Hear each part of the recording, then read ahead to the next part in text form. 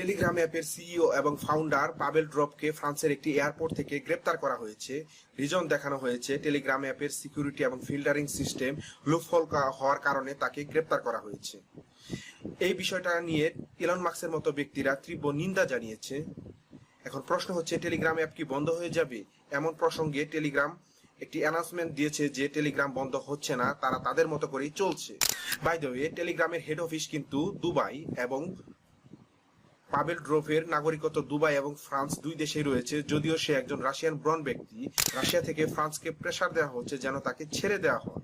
এখন প্রশ্ন হচ্ছে, টেলিগ্রাম অ্যাপের সিকিউরিটি সিস্টেমে কি ফ্লো আছে যার জন্য তাকে গ্রেপ্তার করা হয়েছে? আমরা সবাই জানি টেলিগ্রাম এমন একটি অ্যাপস যেখানে এন্ড টু এন্ড এনক্রিপশন ব্যবহার করা হয় না, যেটা প্রচুর আনসিকিউর এবং আনসেফ। এছাড়াও টেলিগ্রাম অনেক মেসেজ অ্যালাউ করে যেটা সচরাচর অন্যরা অ্যালাউ করে না। প্রিয় দর্শক, পাবেল ড্রোভকে অ্যারেস্ট করার এই বিষয়টাকে আপনারা কিভাবে দেখছেন প্লিজ কমেন্ট করে জানিয়ে দিন।